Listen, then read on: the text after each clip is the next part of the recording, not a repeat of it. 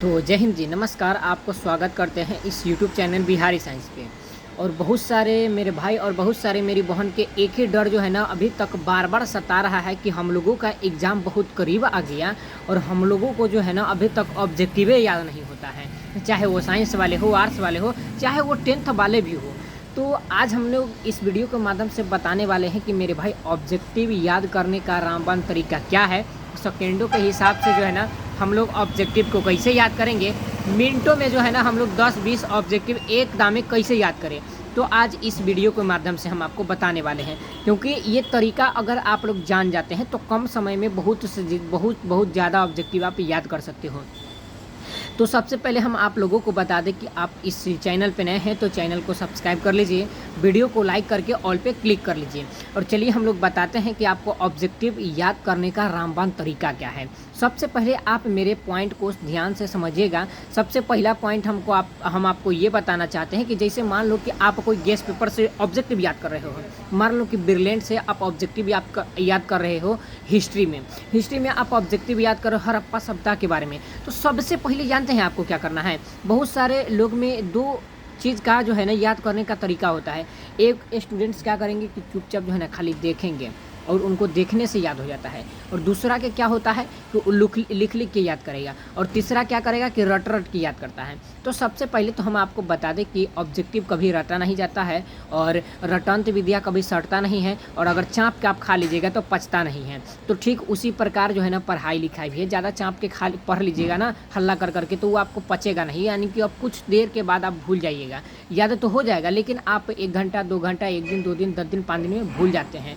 ये हर एक स्टूडेंट्स के पास जो है ना ये होता ही होता है। तो चलिए हम आपको बताते हैं कि किस तरह से आपको ऑब्जेक्टिव याद करना है। ठीक है, सबसे पहले हम आपको बता दें कि ऑब्जेक्टिव को भी याद करने का एक टाइम होता है। जैसे कि आप ऑब्जेक्टिव याद कर रहे हैं तो आप एक टाइम को बनाइए कि भाई हमें मॉर्निंग में ऑब्जेक्टिव याद करना है, चाहे कुछ भी हो जाए। ठीक है, सुबह में जो है ना 5 बजे आपको उठ करके मॉर्निंग में ऑब्जेक्टिव याद करना है। जैसे मान लो कि आपको हड़प्पा सभ्यता के बारे में ऑब्जेक्टिव याद करना है। ठीक है, आप ध्यान से समझिएगा। तो हम क्या करेंगे कि हड़प्पा सभ्यता के बारे में जब ऑब्जेक्टिव याद करेंगे तो हड़प्पा सभ्यता से रिलेटेड क्या करेंगे जानते हैं, पहले कुछ पॉइंट को देखेंगे।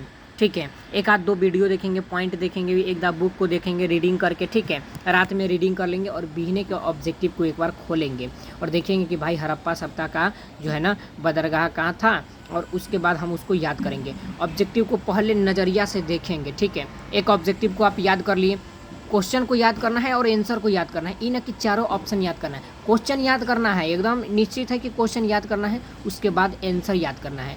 पहला क्वेश्चन मान लो आपको याद हो गया, क्वेश्चन के साथ आंसर भी, फिर दूसरा क्वेश्चन याद करेंगे, फिर तीसरा क्वेश्चन। जैसे मान लो कि 1 से 10 तक आपको ऑब्जेक्टिव याद हो गया तो हम क्या करेंगे कि 1 से 10 तक जब ऑब्जेक्टिव याद हो गया तो आप ऐसे पढ़ेंगे। देखो ध्यान से समझना, क्वेश्चन अपना मन में अपना घुमाएंगे कि हड़प्पा सभ्यता का बंदरगाह कहाँ था, तो कालीबंगा में, मतलब जो भी हो आंसर ऐसे याद करेंगे।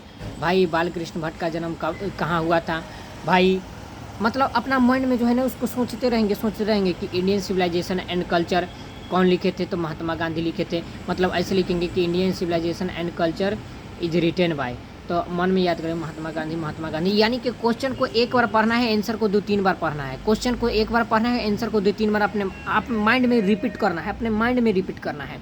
और हम आपको वादा करते हैं कि अगर आप इस तरह से ऑब्जेक्टिव याद कीजिएगा ना, हम आपको वादा करते हैं कि आपका जो डर है ना ऑब्जेक्टिव का, ये मिनटों के हिसाब से यार ख़त्म हो जाएगा। ठीक है, तो आपको इस तरह से ऑब्जेक्टिव को याद करना है, क्वेश्चन को पढ़ना है और आंसर को याद करना है। ठीक है, इससे क्या होगा कि अगर बिहार बोर्ड में क्वेश्चन पूछे और ऑप्शन को पलट भी दे तो आपको माइंड में आंसर याद रहेगा। आप लोग क्या करते हैं कि चारों ऑप्शन में याद कर लेते हैं, और याद कर लिए उसके बाद आपके बगल में कोई भी अगर पढ़ा लिखल जो भी है जो कॉमा टॉप पढ़ लेता होगा उनको दे दीजिएगा, और उनको बोलिएगा ना कि भाई तनी ई वाला हमरा से ऑब्जेक्टिव बात सुनना कि ये बालकृष्ण भट्ट के बारे में ये कौन लिखे थे, और उनको बात सुनाइएगा। देखिएगा कि आप 20 ऑब्जेक्टिव याद किए थे, 20 में से हम आपको वादा करते हैं कि आप उनको 19 में 19 ऑब्जेक्टिव सुना दीजिएगा। भला 1-2 गलत हो जाए तो ये अलग की बात है, लेकिन आपको पूरा याद हो जाएगा, ये हम वादा करते हैं। अगर मान लो कि आपके घर में कोई ऑब्जेक्टिव सुनने वाला नहीं है, कोई पढ़ा लिखा नहीं है, आप ही पहला इंसान है जो आप पढ़ना शुरू किए हैं,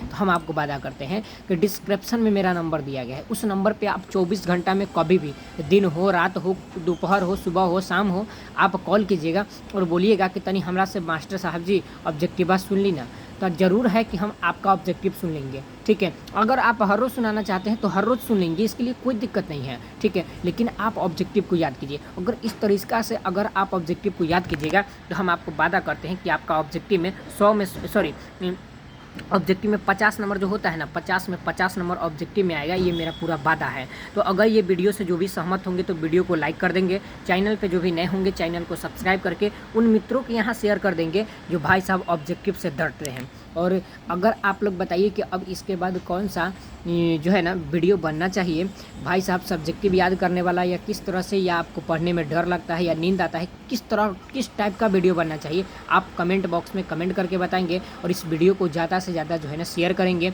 अपना ईमानदारी के साथ। तो मिलते हैं फिर किसी और नेक्स्ट वीडियो में, तब तक के लिए जय हिंद, वंदे मातरम।